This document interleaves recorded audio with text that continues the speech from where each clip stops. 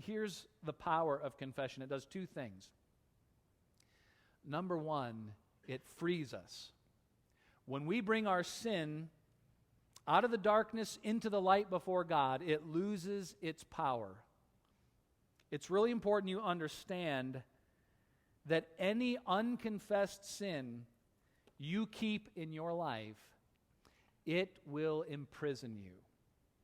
If you do not take the sin and confess it specifically before God, God, I have done this, it is wrong, please forgive me. If you don't go through that process and you begin to just harbor it in your heart, you give justification for it, you give reasons. Well, I have to do this because I'm behaving this way because if you understood what that person did to me, whatever it is, whether you're justifying or whatever is going on, if you are keeping sin in any form in your life and you are not confessing it before the Lord, it will enslave you. And the only way to get out from its grip is to bring it out of the darkness into the light and say, God, this is what it is.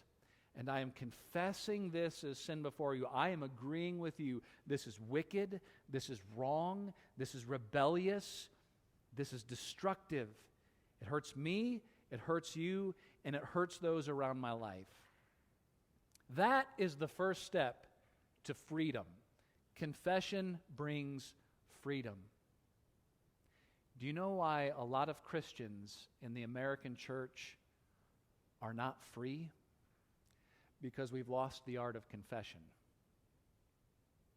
It's not uncommon for me to talk to people who haven't confessed specific sins for weeks, months, or even years. It's just not a part of their prayer life. It's not a part of how they approach God.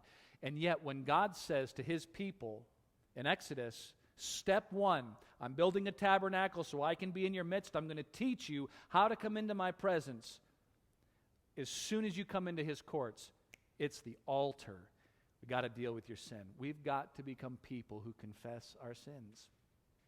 And there we will be freed from our sins. It's not so that God can beat us over the head and and wag his finger at us.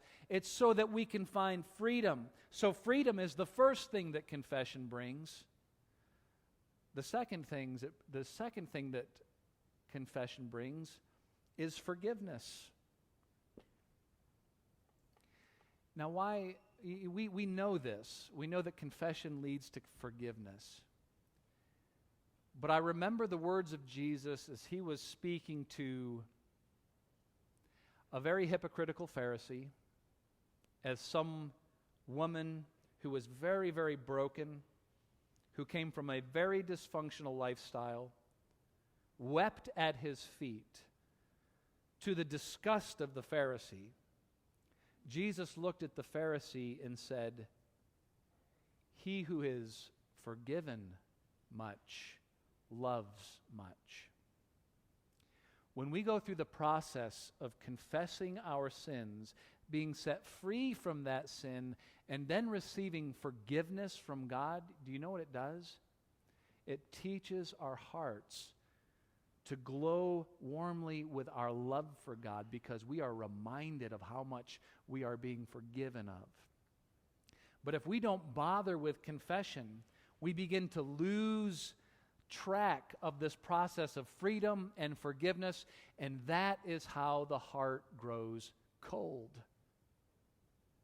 Just like Jesus said to the church at Ephesus, you have lost your first love. What has happened to you?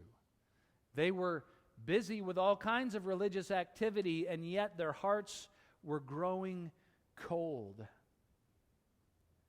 We have to be so careful here, because ignoring confession, it leads to slavery, and it leads to a loss of our love and passion and hunger for God.